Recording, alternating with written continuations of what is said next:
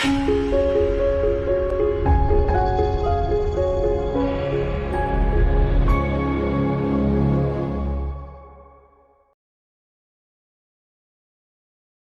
right. Hello, everyone. Welcome to Scrum Masters of the Universe.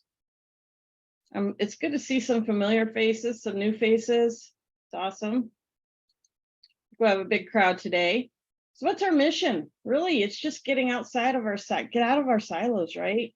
Connecting with people from all over, even getting out of our cultural silos, because this is a global group. So we have people here from all over the world. And so our goal is really to provide a place for Agile practitioners to grow and really flourish in applying Scrum and Agile in your world of work where you are. And so how can you connect? So if you are here, you already have our meetup link. I should mention any links from these slides will be posted in chat, so you don't have to worry about trying to write them down or anything. Well, we have those will be in chat. We also have a LinkedIn page. I would encourage you to go out and to that LinkedIn page and follow it. You'll see our announcements, newsletters, things like that, announcements of new events, recordings available, things like that. We have all of our recordings are on our YouTube channel, so link for that.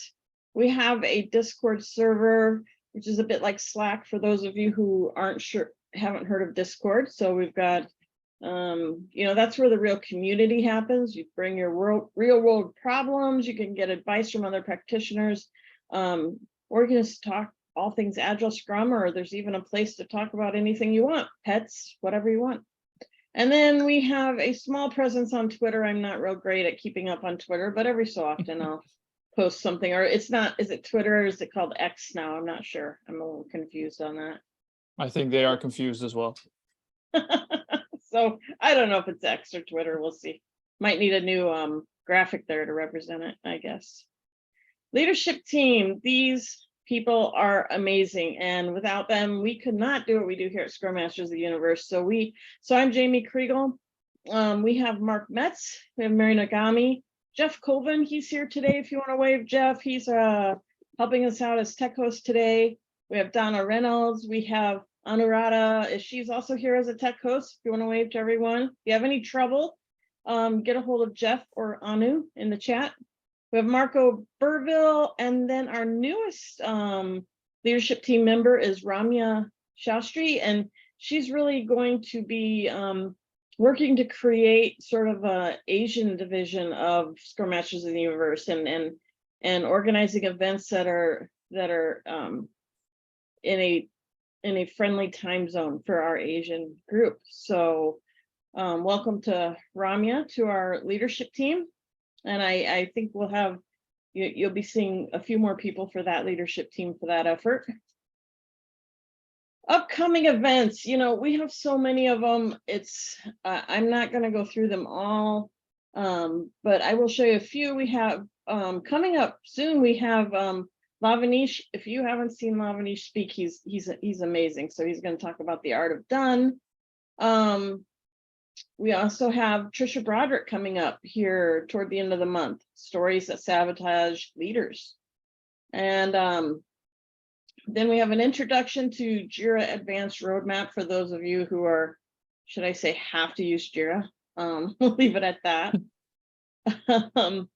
And then I'm really excited about this one. We have Best Team Ever, the surprising science of high performing teams. And this is David Burkus, and he is the author of the book Best Team Ever and has agreed to come and speak with us.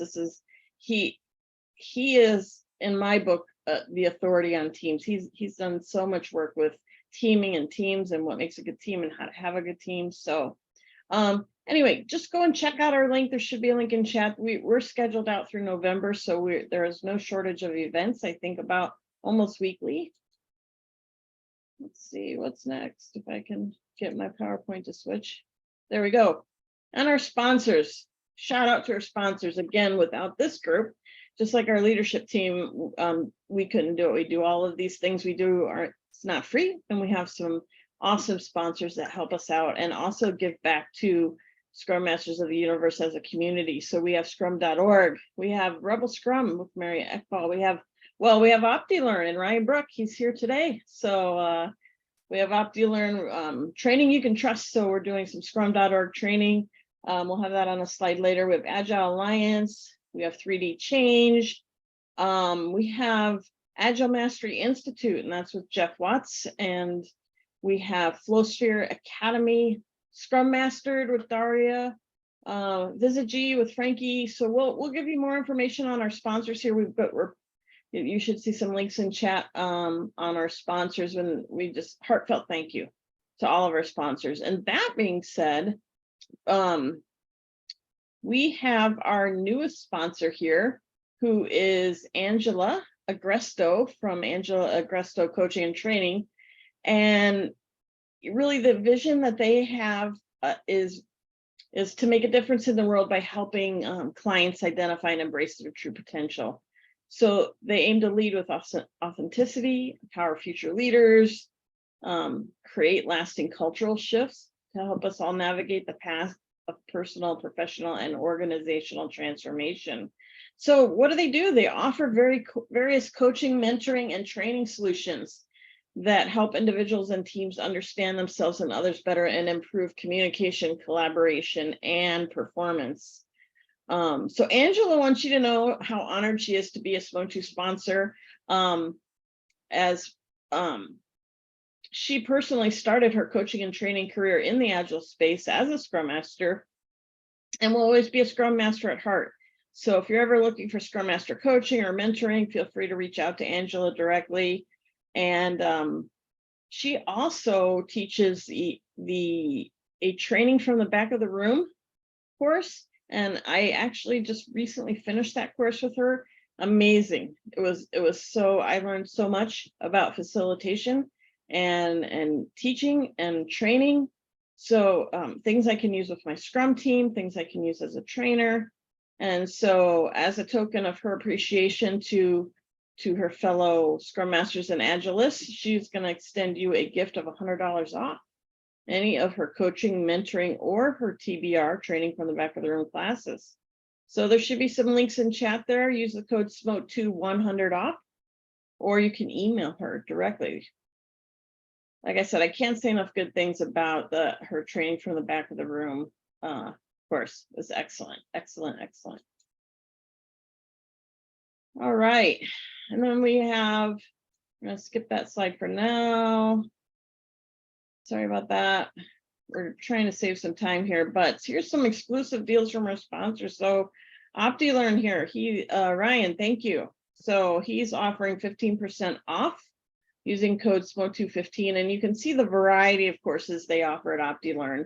And I have worked with Ryan as a mentor, as a coach, and as a student of his. And I can tell you all of his trainers are top notch. Ryan is top notch. So if you are looking for a scrum.org certification, OptiLearn is a place to go. We also have, so myself and Visage are doing the Agile Mastery Institute Scrum Mastery Pathway. Now this is just a longer, intentionally longer cohort. And I lost my train of thought. So first cohort for me is starting in October, and I'm really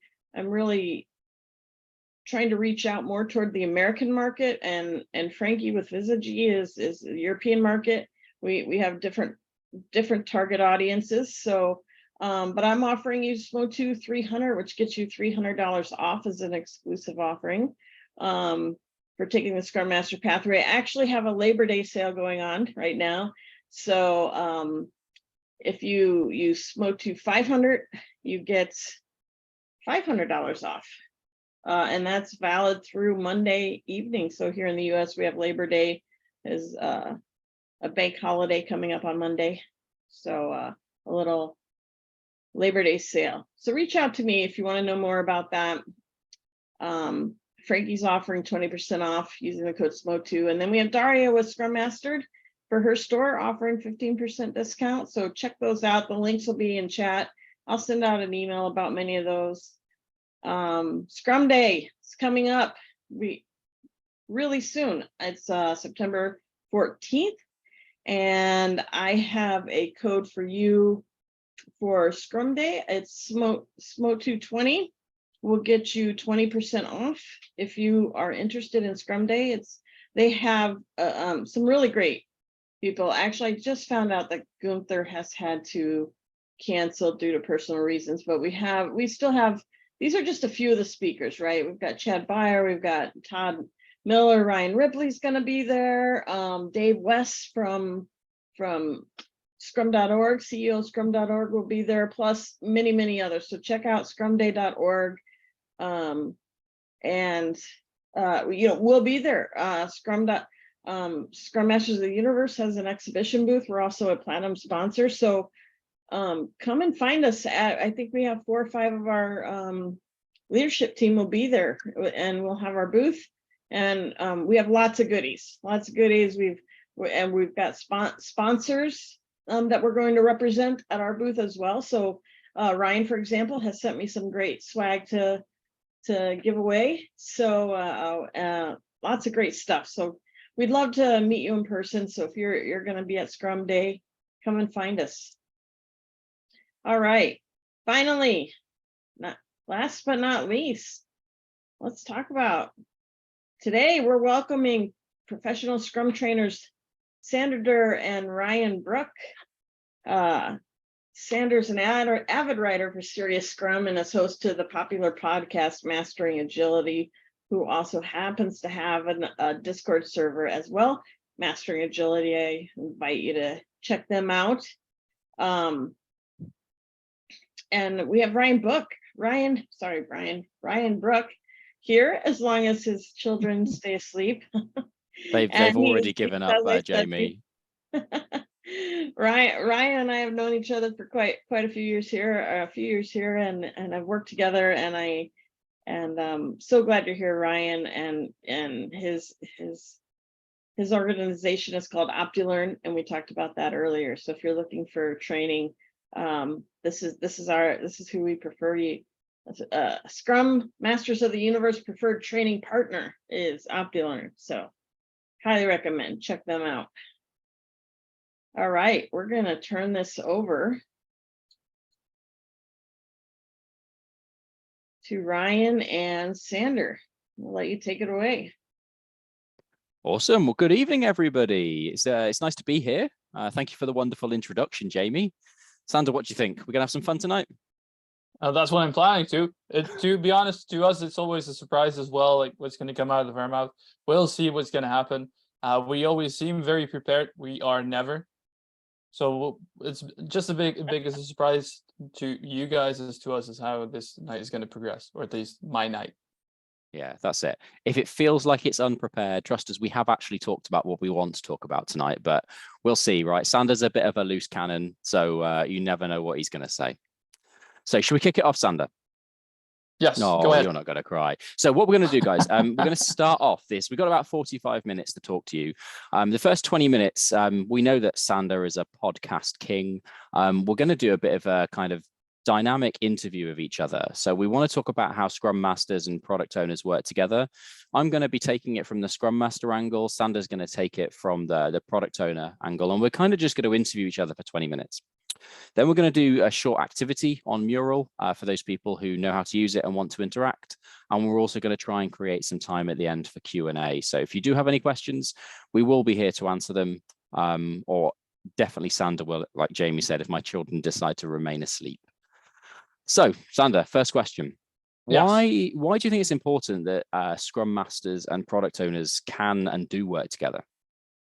Well, that's a great question to start off with. What do you define as a team as people are not really collaborating? If there's no actual good relationship going on, can you really work as a team? If you're just shooting blanks at each other, or I'm working with the team in my way, as a product owner, you are working with the team in your way as a Scrum Master. We both have our own individual agendas.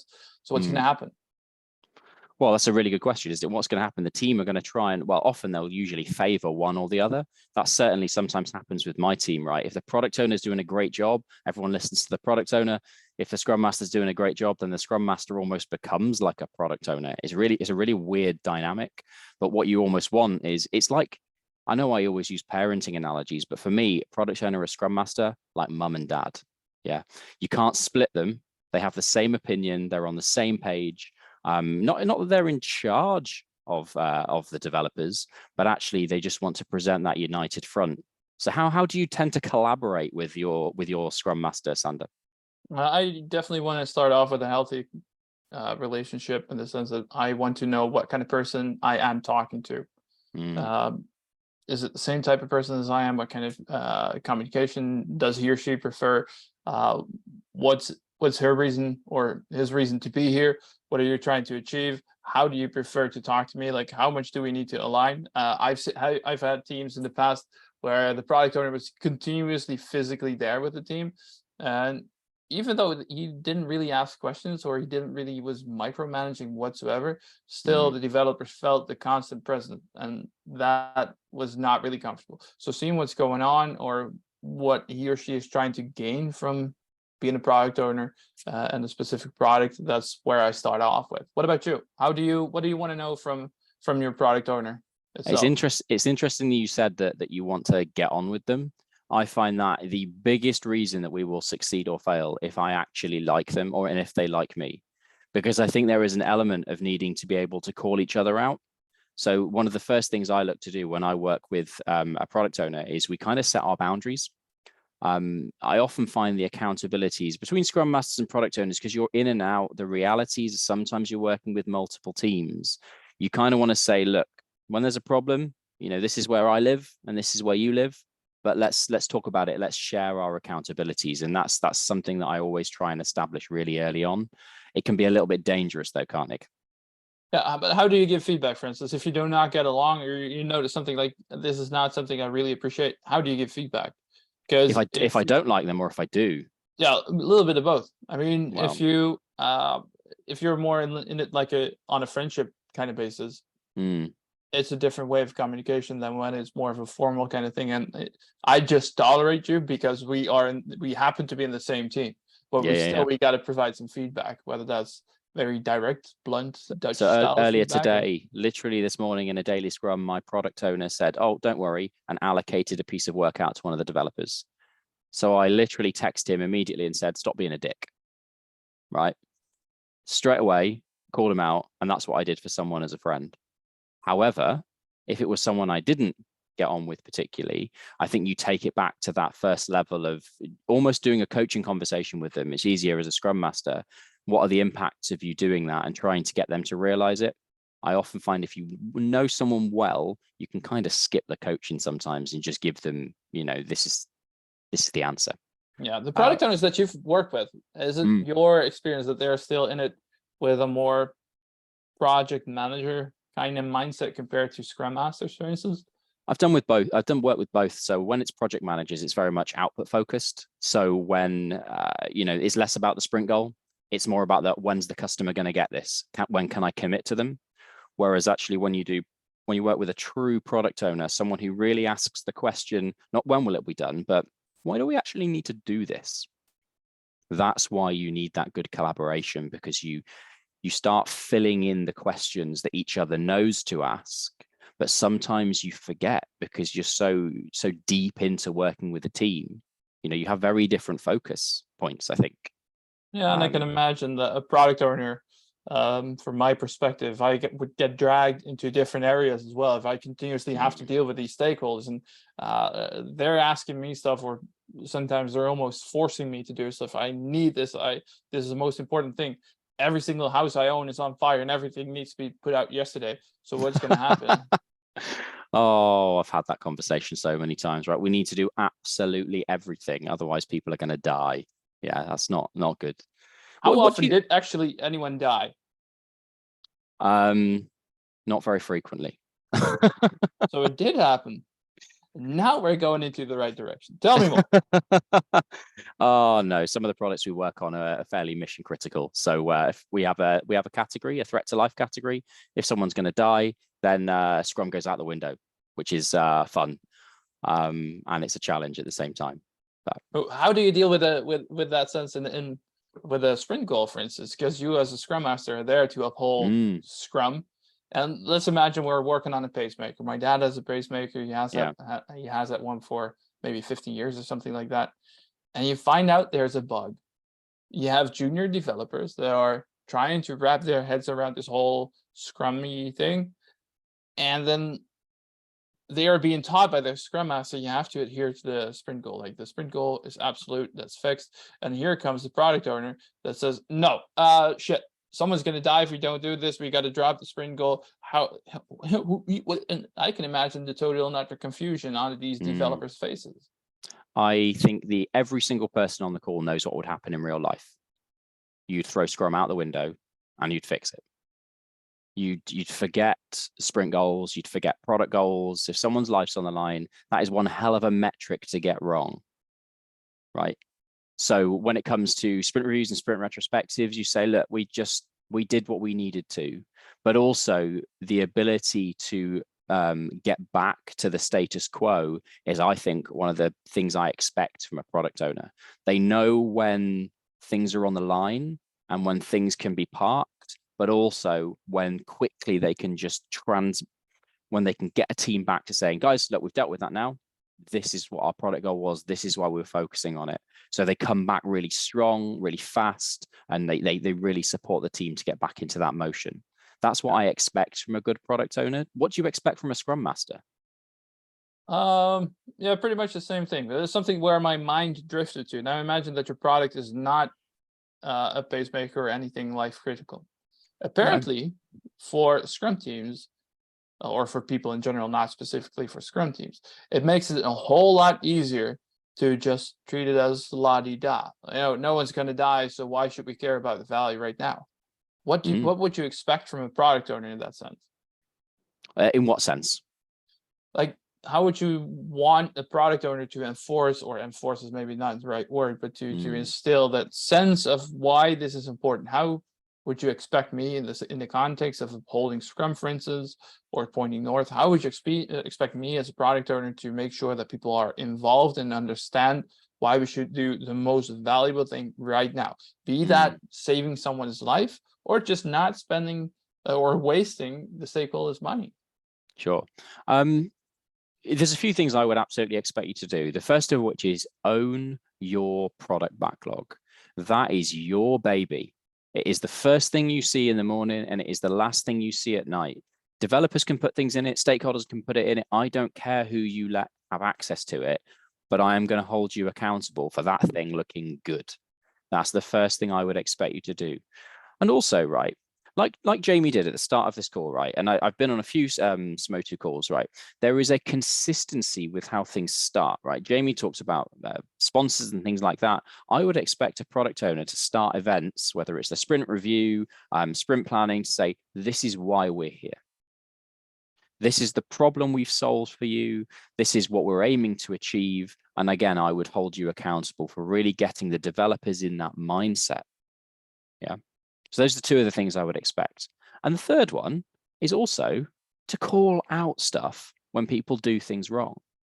I think one of the biggest, which leads me on to kind of my next question about dysfunctions. One of the biggest dysfunctions I sometimes see with Scrum Masters and product owners is that developers self-manage, and that's fine. But then when they do things that aren't right or are just really not cool, we think we can't call that out. Yeah, you can. I had a developer the other day in our sprint said, yeah, the sprint goal's not met. I just got a little bit bored working on that, so I went and picked something else up.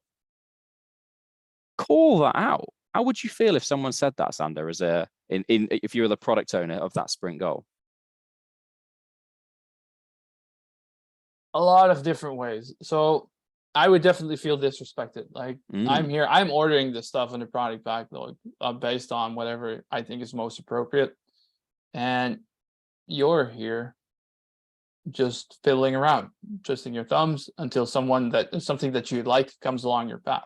That's not how this value thing works, right? So I'm going to call that out as well.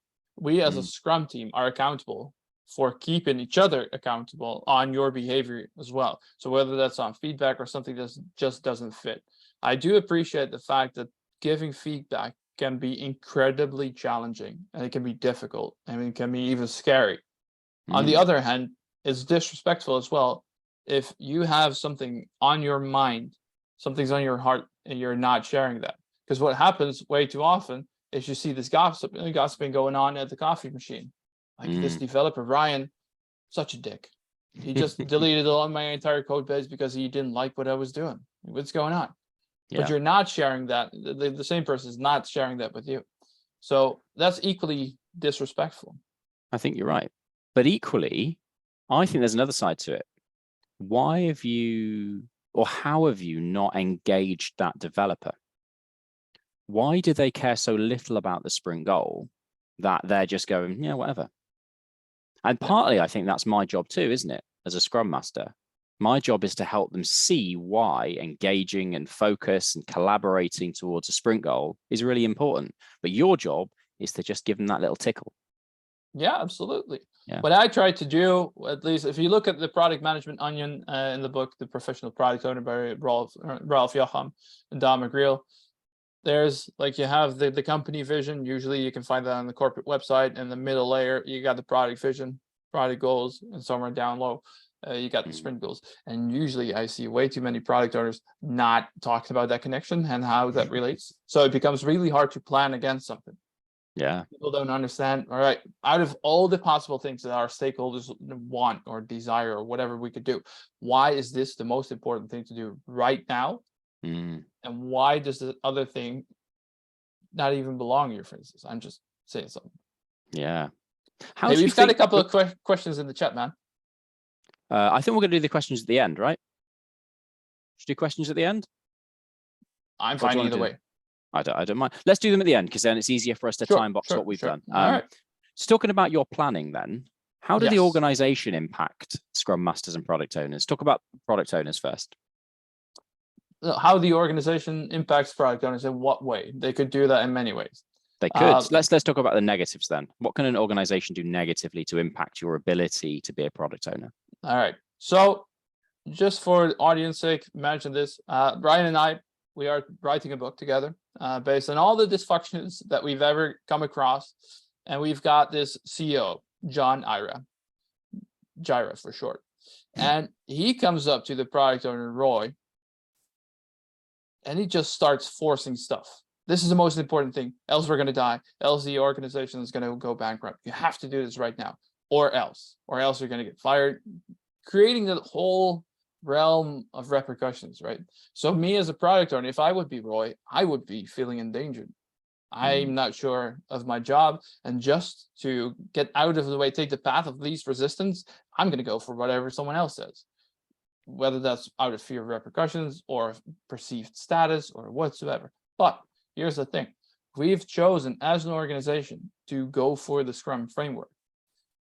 One of the many dysfunctions that we see is that people and organizations themselves do not discuss the implications that this choice has on the organization. So, all right, we're going to do Scrum. How should we adapt our organization in order to make Scrum work?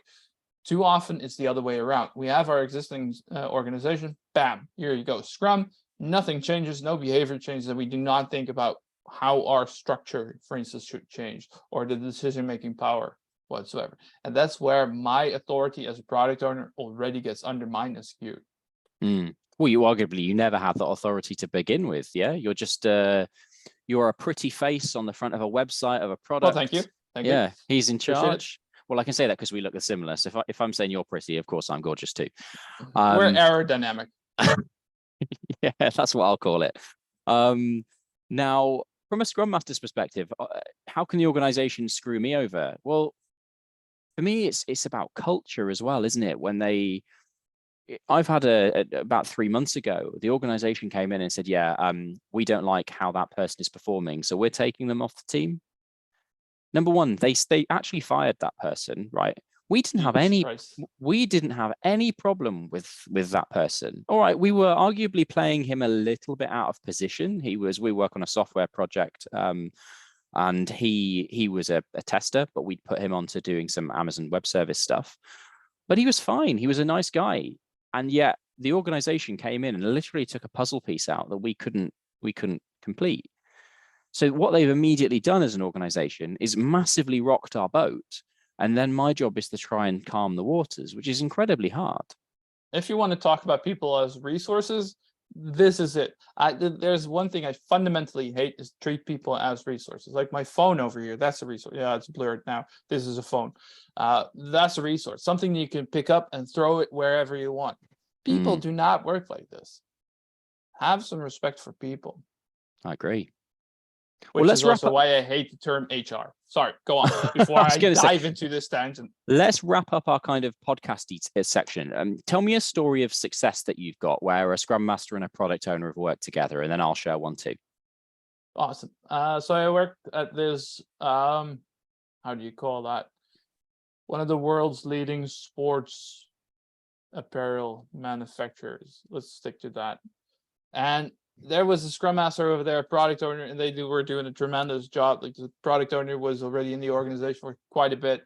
And experienced Scrum Master, new to the organization, but the developers themselves, they were quite introverted people, highly intelligent and incredibly well skilled when it comes to the technology.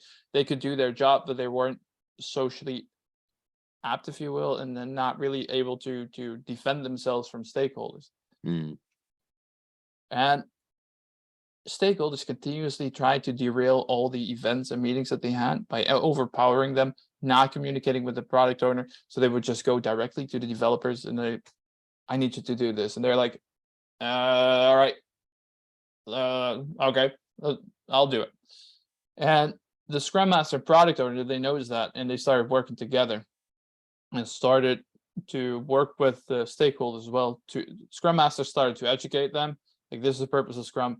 This is the effect of your behavior, and this might lead away from us delivering actual value, but it's also shooting yourself in the foot, and then you're going to stare and look around you and wonder who shot you. It's a really weird thing. Product owners started to work with the stakeholders more to understand what their needs were, so that he could order them these needs. And all right, this is something that actually works for the achievement of our goals and of our vision, and this is something that doesn't. And gradually, the knowledge and how to work and collaborate with Scrum and with the Scrum team started to grow and expand until sales and marketing and the HR department, unfortunately, got more involved and they understood it better. Therefore, the ability, they started to apply evidence-based management as well. So they immediately saw what kind of effect it had, this change in mindset, the change in approach of the developers, how much more easy it was for them to deliver value. And for instance, their on-product index went up because they weren't continuously bothered with something completely different. That led to better quality because the bugs went down, revenue went up, stakeholder happiness went up. So just because of the product owner and the Scrum Master started working together more to teach the environment about Scrum and how to interact with the Scrum team, led to massive success. That's amazing. It's almost like it's come out of a book. It's a perfect story. We should write something, dude. Maybe we should. Yeah. Well, my version is I guess maybe a little bit simpler than Sanders. It's actually working with the product owner I'm working with right now, a guy called Stu. Stu used to be a Scrum Master, so Stu knows the deal. We both spoke about our strengths and weaknesses. I'm a really bad coach, right? Never buy coaching from me, right? I'm not a very good coach at all. I'm a very good teacher and a very good facilitator, but I'm not very good at coaching. But one of the things we did at the start was, and the reason why it's a story of success is because we both outlined what we wanted to achieve in the first 6 months, but we did it for each other. And what I mean by that is I basically set targets that I thought he should work towards. Obviously, it was a negotiation, and he set mine. So one of the things I asked him to do was, I want you to say no more than you say yes. And it's worth saying that Stu is an ex-military interrogator. That's what his job used to be. So he's got a very good poker face, and he is quite happy going into a meeting saying, you're not having that. You can shout as much as you want, but it is not valuable. And so the reason why it's a story of success is because we outlined both what we wanted to do. We collaborated so we were on the same page. And then actually, by saying no more frequently, the developers had more time to be able to focus on valuable stuff in their product backlog. We actually did less work, ironically, but then we delivered more, right? I wish every manager would understand that. Yeah. Where was it, Sander? It's in one of our PST Slack channels the other day. Someone said, judging a team by velocity is like judging a musician by how many notes they play in a minute, right? It means absolutely nothing. Yeah, but that's what we do constantly. How many story points, much velocity can you deliver? And we cut all that stuff out, which has been gorgeous. But this is quite a little bit of overlap with the product owner that I had. He made the policy to say no to everything unless you can convince them otherwise. Yeah. So stakeholders immediately knew, like, it's going to be a no, so I have to come with compelling arguments. Should we jump over to our mural, Sander, so we can get these lovely people? Yes, my dear. Something? My dear, are we an old married couple now? Sometimes. It does sometimes feel like that. Guys, what we've done, we have shared with you a mural. If you're not confident using mural, you don't have to engage in this section. But to be honest, it's just double clicking, add a sticky note and type into it. What we've got here is 3 boxes, right? And we're going to just do the one on the left at the start. What are you currently doing with your product owner or Scrum Master? So if you're a product owner, what are you doing with a Scrum Master? If you're a Scrum Master, what are you doing with a product owner? If you're a developer, why are you on this call? You've got code to be writing. I would like you to take a minute or two to add a few questions up there, or not necessarily questions, statements. What are you doing? So Sander and I can discuss them a bit. So let's take a minute. Do you want to play some hold music, Sander? You going to sing for us? I'm not in short for that kind of damage. Let's see what we could come up with. Yeah, guys, chuck your ideas up there. And then it gives Sander and I a few prompts to talk about.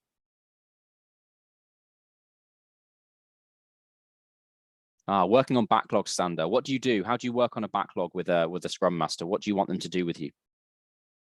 From the Scrum Master, if I'm a product owner, what the Scrum Master should be doing, in my opinion, is keep me accountable for continuously comparing whether or measuring if this is really valuable or I'm just doing this for the hell of it.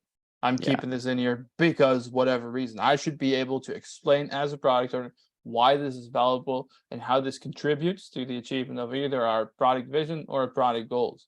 The way I worked on a product backlog recently with my product owner is I printed it all out. And by the way, it was a small product backlog, right? I do like trees. We printed out the whole product backlog and we did 3 copies of it. Split the Scrum team up. There's 8 of us, so we did 2 3s and a 2. And I said, guys, what I want you to do, tick means we need it and I know what it means. Question mark means, what the hell is this? Why is it in our product backlog? And a cross means I have no idea what this means. Yeah.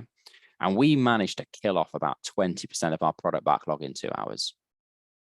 That's how I worked on it. It was amazing, but also slightly sad at the same time that we had this stuff languishing in there. I've worked on products with 4,000 items in their product backlog. It's not a product backlog. It's a product crap log. Yeah. Nah, that's your product morgue. That's where ideas come to die. Oh yeah, absolutely. What other things on there, Sander, that you can see people doing with their product owners or Scrum Masters? Do you want to comment on? Let's see. Working on a roadmap. That's always an interesting one. Why? Because we always are expected, or many teams are expected to deliver roadmaps. Like, what are you going to deliver at the end of the year? Tell me what you're going to deliver by January. I don't know what I'm going to eat next week, let alone what I'm going to deliver at the end of the year. What do you think? How do you work with that as a Scrum Master? What, roadmaps? Yeah. So the way I encourage people to do roadmaps always, people do them on a straight line. Yeah. No, I do mine using the cone of uncertainty. If people know what it is, cone of uncertainty, the further away you are, the less likely you know. So I basically start with, what are we likely to do now? Next couple of sprints. If it's at the far end of the cone of uncertainty, we have no idea. And the reason why the cone of uncertainty works nicely is because it's not necessarily linear by time. Left to right is, but these things at the other side, we don't know their order right now.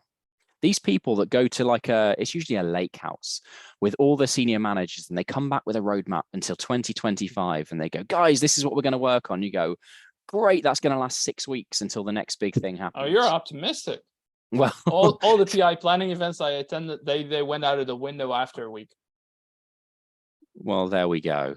So I mean, what else then when it comes to planning? What do you think? Road mapping. Oh, Sander, my children or my child is screaming, so I'm gonna have to just go. I'll be back in a minute, all right? Good luck. So let's see. What else do we have? Now on my own. Now things are getting scary. My product owner is sick, so I'm filling in for her as a product owner while I also do the job as a Scrum Master. Technically, this is a question that pops up pretty frequently during professional Scrum Master courses, for instance. Like, can I not? There's technically nothing stopping you from doing so. Is it a good job or is it a good idea? I don't know. I'll give you the consultant answer. It depends. It depends on a multitude of factors. Your ability to switch context and say, well, as a Scrum Master, this would be my answer. As a product owner, this would be my answer. But there could be a big conflict of interest there. As I mentioned, maybe this product owner is a little bit more driven by the stakeholders, whereas a Scrum Master is more driven by the health benefits for their people, the mental sanity, if you will. There could be a big overlap or a conflict of interest in that sense. So be very mindful of the fact that you could do it, and not always a good idea. Coach on continual backlog review on priority and looking at aged items. Yeah, that's basically what Brian did as well. Like, what are we doing here? I've had teams as well that had, like, every 3 months they would just chug their entire product backlog. Or, Chaos Monkey from Netflix, like a random tool that just breaks stuff down just to see how it would, what the tool itself would do, like what Netflix would do. It tore down an entire database or data warehouse the other day just to see how it would respond, whether the fallback options are in play, and that the service would continue as is. I tried to be that little chaos monkey myself at times. Just pull a random item out of the product backlog and see what happens. If no one starts to scream bloody murder, I'm pretty confident this does not add any value. If it does, then maybe we need to reorder it. Like, my apologies. Let's see. Getting description for acceptance criteria as an epic feature. Yeah, that's wonderful. Stakeholders never or rarely know what they want, right? Then challenge them to come up with, why is this valuable? How could it, what happens if we don't do this? What are you expecting of that value? Fred says, I have an automated cleanup script that runs every Monday and cleans out our backlog of old stuff. That's awesome. But define old. I mean, to my kids, I'm old.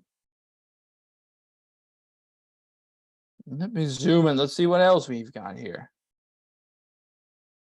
Product owner, like acting like an HR manager and being unreasonable with the team.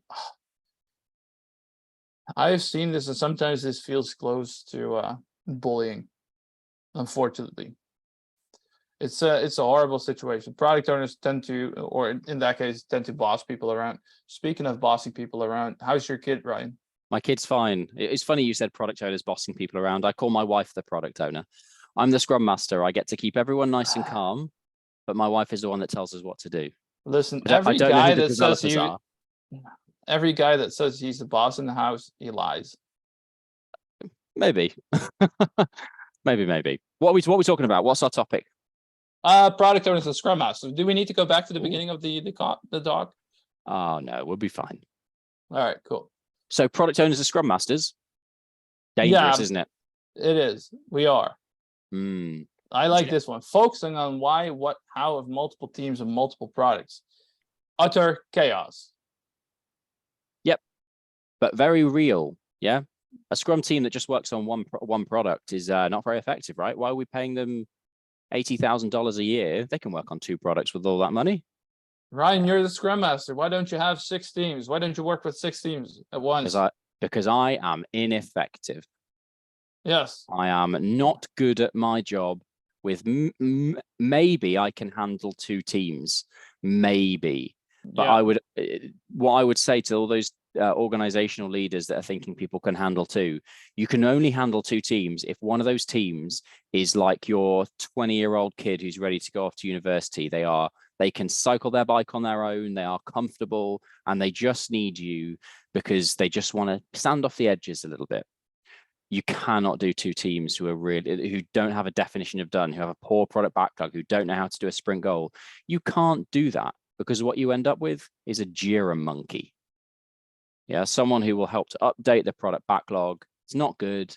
And yeah, it's just not healthy for your own mental health as well. It's not a good place to be. Jira is one of those other Pandora's boxes, both from a Scrum Master perspective as well as a product owner perspective.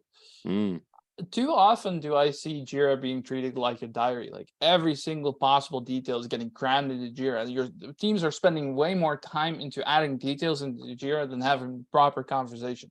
This is what both Scrum Masters and product owners could and should be doing, is fostering that conversation between stakeholders and between the developers or between the product owner. Well, as you know, I always like to say Jira being named after the Japanese for Godzilla, Gojira. It's literally named after a monster, guys. Now, Sander, we are coming close to the end of our time box. So shall we wrap up talking about this topic? We can't even finish the mural. Pick one more thing for us to talk about, and then we'll move to Q&A. That's impossible. I know. Ooh. We have a unique product backlog, a product with backlog being built by the product owner and team. It can be sometimes very challenging for the team to stay focused. How do you keep a team focused? I think I can't answer that question because it depends on each team. Are you a consultant by any chance?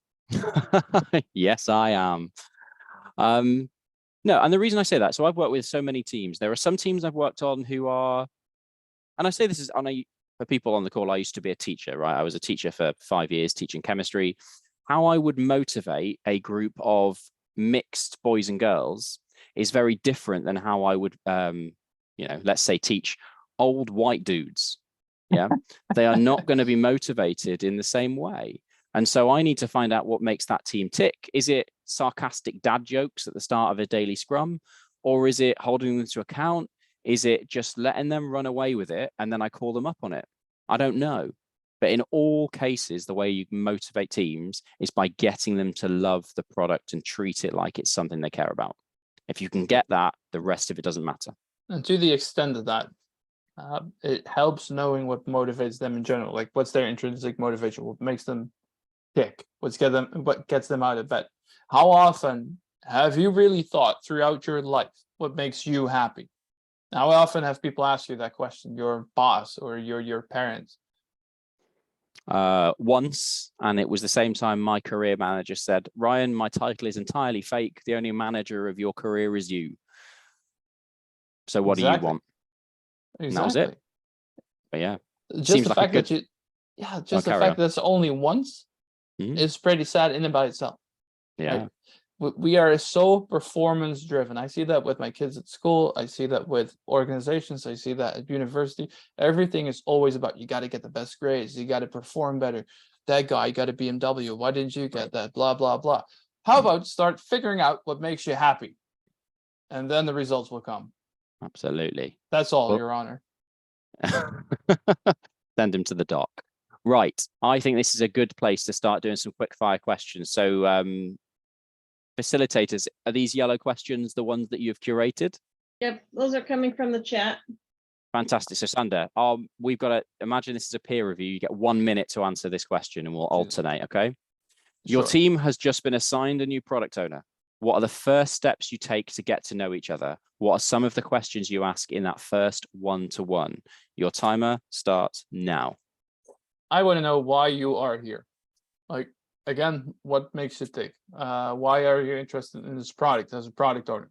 And the other way around, what gets developers out of bed and why are they working on the product? If they wouldn't be doing this, what would they do? And why? Because it sets the scene or what the alternatives are and where their real intrinsic motivation lies. Other than that, I would not focus too much on the product itself. I would just discuss and talk about anything and everything, because that's the only way, in my experience, is how you get a real relationship, is to not continuously talk about the work all the time. Take people to a bar. Jokingly. I think you're right. Best tip I was ever given is change those meetings where you sit at a table to walking meetings. They will be so much more effective. It takes people out of their context, out of the office, and then people tend to think differently. Take them to the woods in a non-creepy way. That is your 1 minute. Give me the next question. All right, let's see. I have a new project coming up. What should be the first steps with the product owner and the developers when the project starts? Although we have already started working on the backlog with the product owner. 3, 2, 1, go. Okay, so the first thing I would do is get them in a room and start talking as if you were a customer. And what I mean by that is, let's not talk about, what you've got to do, how you've got to implement it. Tell them the problem that this product is going to solve for people. Because if they understand the problem that you're fixing, you're much more bought in, because it's almost like a savior syndrome. People are having a problem with X, I can fix it for them by doing Y. So that's the first thing I would do, get talking like a customer. And the second thing, right, is just actually find out how they want to work. Are they a group of individuals? Are they a group of mob programmers or the people who want to work together? So the first steps I would do is things like a team charter. I know it's a bit basic. You don't have to sign it or anything like that, but find out how they live their values and enthuse them about that product. Anything else can just be empirical as you progress. Anything you want to add, Sander? No, I like it. Keep it that way. It's also very nicely within the time box because it expires now. Like we're practiced at this, isn't it? Right. How do you deal with a product owner that is always questioning story estimates by developers, assuming the product owner has technical experience? Wow. Go for it. I love that one because I've been in that situation. Me too. You know what this developer did? He picked up his laptop, handed it over to that product owner and said, you go do it. You go fix it if you know it that well. Go fuck yourself, is what he said. It was a really fun situation, but this is also where a Scrum Master comes in to teach them or teach the product owner uphold Scrum. It is not for the product owner to continuously challenge. Of course, asking and then maybe some challenging, that's fine. But it's still the developers who make the estimate, who are accountable for making that estimate. And that's it, period. It's like you said about comparing velocity across teams. It doesn't make sense. It's like comparing myself to Usain Bolt on a 400-meter dash. He's built for it. He trains for it. He eats for it. I die if I think about it. It makes no sense. I think part of this question also is sometimes product owners question with the best intentions, but as a Scrum Master, what you would do is you need to coach them so that they understand it's not just the principle of asking the question, it's how they go about it. Going, what? That's a 10 compared to, oh, that's interesting. I thought it was smaller because this is what I was expecting. Take this as a transparency piece rather than as a trying to be a douchebag piece. That plus if this continuously happens with every single item, then they're like, yeah, absolutely. Kick them out. Teach the lesson. Go on and give me the next one, Sander. It's almost the same. What to do when the product owner is so stubborn and he considers he knows better than any Scrum Master? What should we do? I'm going to make a joke about gender, right? But that question wouldn't work if it said what would happen when the product owner is so stubborn that she considers she knows. It's always men, isn't it? Right? Now, when they're so stubborn that they consider they know better than any Scrum Master, what should they do? Remind them that we all have separate accountabilities. It's like a three-legged stool. Developers do the work, product owner focuses on the value. You tell us where to point, and then we will work on that. The Scrum Master is almost that third leg of the stool that keeps the value sitting on top. My job is to make sure everyone's happy and works together. It's irrelevant if you point us in the right place and you can't enthuse people to go to that destination. Yeah. So when they're so stubborn, sometimes a bit of harsh love, because I often find product owners can be a little bit narcissistic, actually.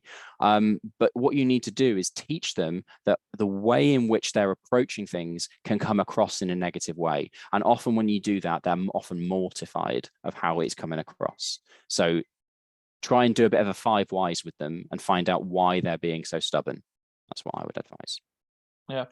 All right, Something we've got time empathy. for, let's try, yeah. All right, what tools do you use to adapt yourself to meet where the team is? Any tips? That's a great question. What I personally do is just observe for a couple of weeks. Don't take any action. Feel the room, read the room, see what happens, see what not to do.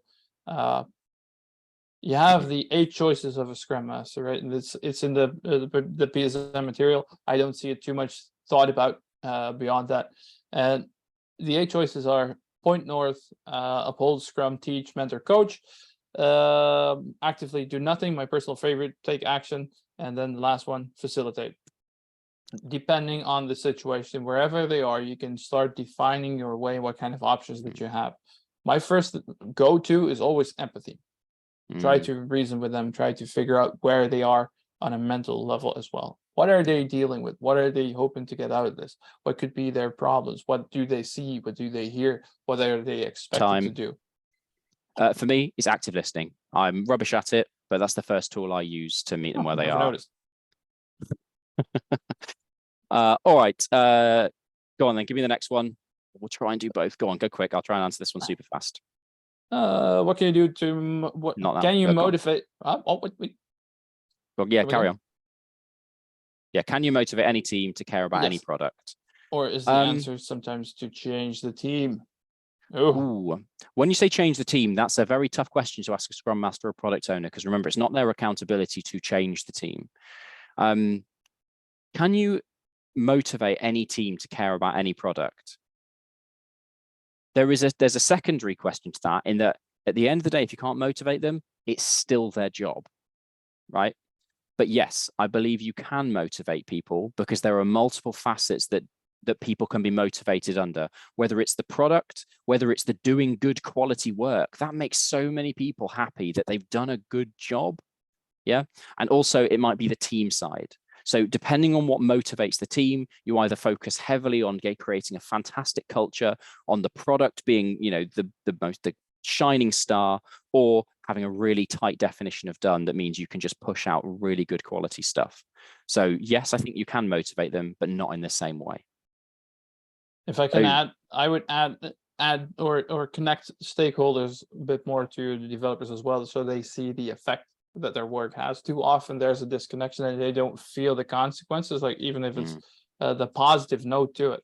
If there's feedback, positive feedback, usually it comes through the mouth of the product owner. Yeah, stakeholders really liked it. And if it continuously is the same person that shares that feedback, it's going to have a way different impact and a way different load than would come from the developers or from the stakeholders themselves. Absolutely. Connect them to the mission, right? Get them to sit next to people. Yeah. Because believe me, when people are moaning about a product, it's scary being next to them as a developer, because they know it's your fault. Guys, that is 8:30. Oh, it's 8:31. I'm going to have the pleasure of saying we finished on time. Not too bad. Almost German style timing. But guys, it's been an absolute pleasure. I'm going to hand back to Jamie now to do what she does. Yeah, well, thank you. Thank you both for being here. This is really great information. In fact, I'm going to go back and watch the recording again, because the speed race was a little bit faster than I can type notes there, but you gave a lot of valuable information. So definitely appreciate it. And all of you who came to Scrum Masters of the Universe, thank you for being here today. We hope to see you at future meetups, and a recording of this will be sent out. The link will be sent out in the next few days. So everyone have a great, those of you who are in the US, have a great long weekend, assuming you get Monday off for Labor Day. Have a good long weekend. Rest of you have a good normal weekend. Ryan, I hope your kids stay asleep so you can have some vodka and We'll see, Jamie. If you have any additional questions, feel free to reach out to us on LinkedIn, Discord, wherever. We're always up for chat. Definitely. Thank you both. Thanks, everyone. Have a great See you later, rest of guys. See you. Bye-bye. Bye, everyone. Thank you.